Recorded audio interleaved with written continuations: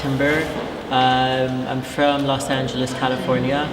And I study costume for performance at London College of Fashion here.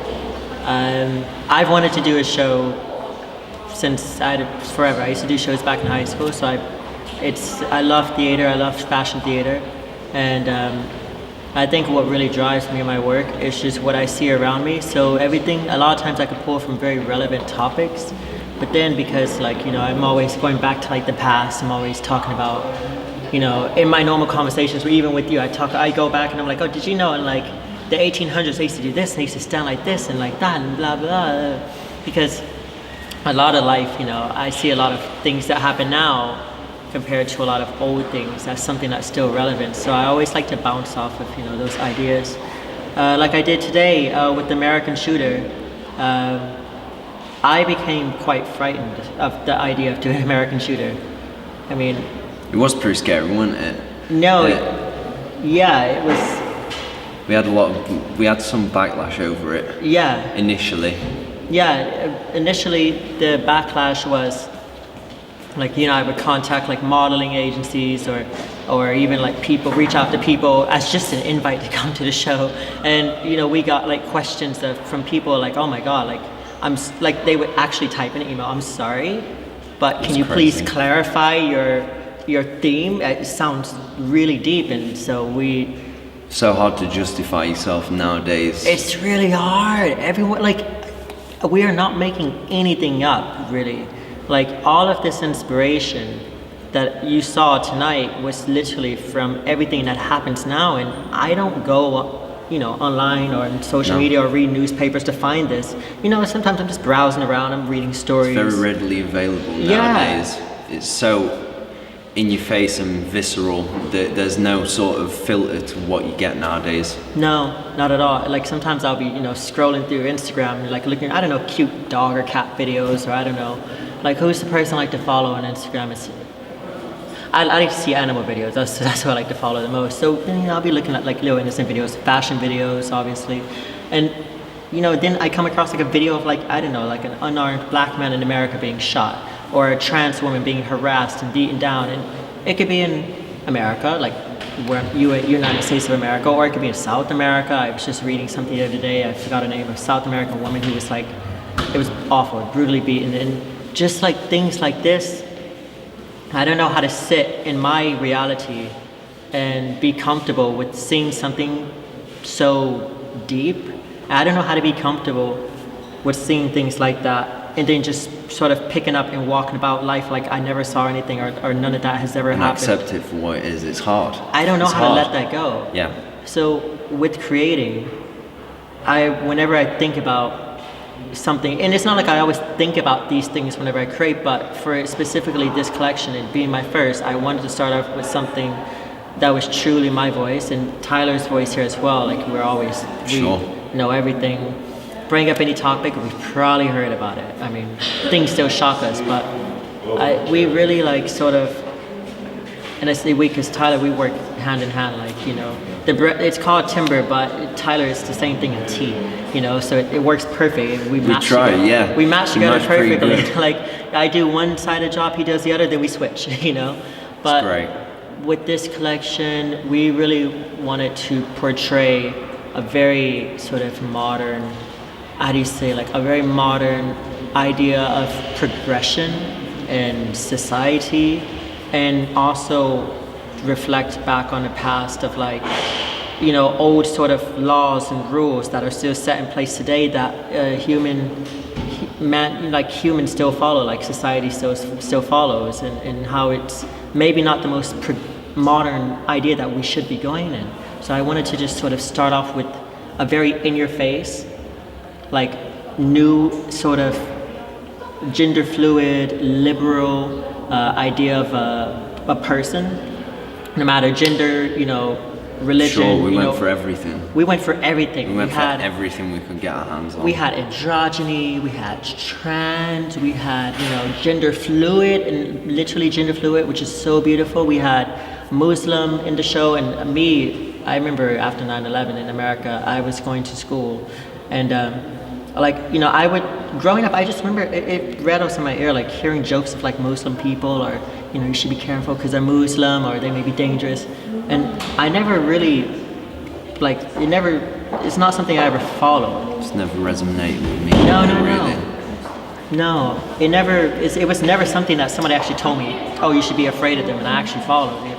And when I came to London about 4 years ago, and I saw just how mixed and diverse everyone is and how strong the Muslim community is and the Arabic community.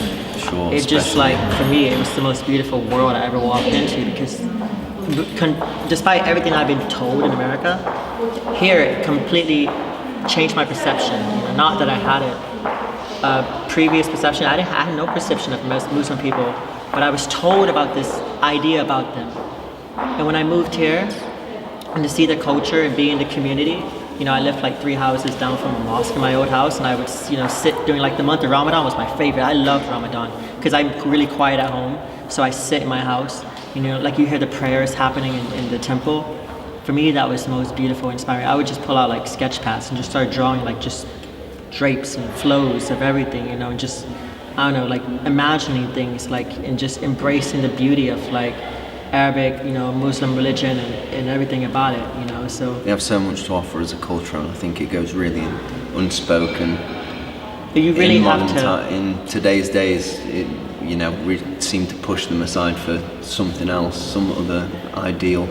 Yeah, it's ignorance that makes people that makes people look past the beauty of the culture. It's honestly ignorance, because you've got this sort of greater general idea of you know, the culture, and then you have, but when you actually study, when you literally look into the niqabs and the hijabs and the different dress of Muslim women. Yeah, and we used the niqab in the show. Yeah, we used niqab, you know, and I even had to go do my research because I work You spent hours on it. I spent hours. I walk around and I study what, you know, Muslim Arab women are wearing, and I had to even recently educate myself about the different variations of the dresses that they will wear, because I was so curious about it. And I think it's really beautiful. A lot of the meanings of why they follow to wear that, I think it's really beautiful. I do, because they're, you know, following something that they believe in, and that they believe, you know, it's their culture, and we should all respect that and embrace that. No matter what your gender is. Any gender should be respected. You know, any race should be respected. I just don't understand hate. And I think this collection, I think we said that. Yeah, I think that research played a really big part in it. You know, it drove us to, you know, the result that we got, and, you know, it's opened our minds further than we could have imagined. Yeah, it was a lot of modern research, but then, you know, I took it back to the roots of where these sort of ignorant stigmas come from. You know, and then I played on that, so that's really what it was, you know. There was definitely a set time period that we pulled from. I pulled from modern. My idea of sort of this genderless being.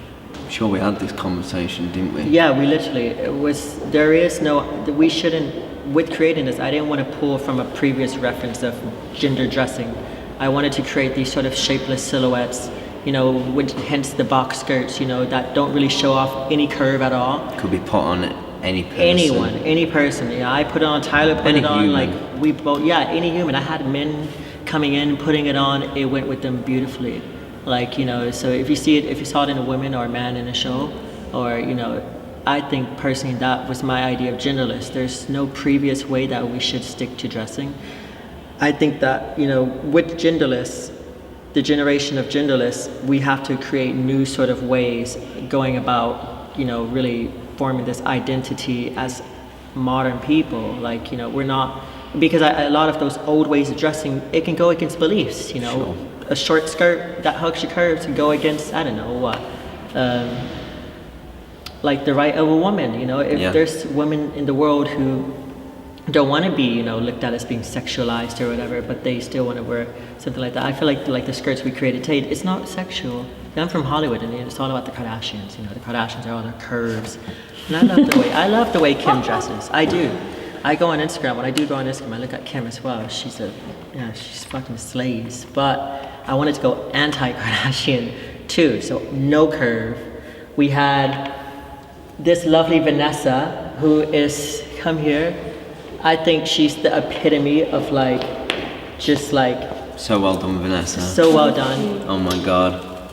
She's the epitome of like genderless sort of, you know, just androgynous beauty. Honestly, like in her whole personality in the show, she literally Slayed. did what the story was, which was not conform to anything. She was just, you know,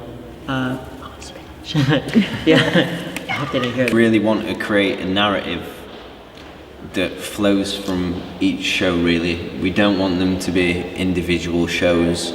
You know, one has one theme, one has the other. They do, but they blend together in a linear storyline kind of way. Yeah.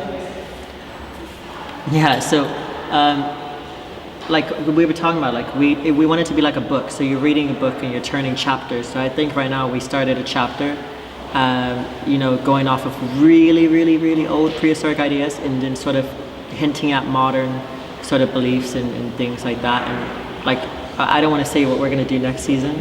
It should be a surprise. No. We know what It's we a want to surprise.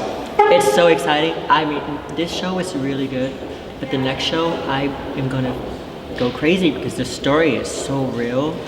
Like, and I think that that's where I always push from, and Tyler pushed from as well. It's just pushing for a real story with, you know, fantasy stories, but being real as well. Like in modern I see you, times, Keenan. you know? You take it. You take it. I hope you all enjoyed the show. Yes, thank you so much for coming, guys. And I can't wait for you all to a see pleasure. next season, because right now I'm actually dreaming of it. You know? We are. Was it fall winter 2019? Yes. Yeah. Let's I can't get wait it. for that one. See you then.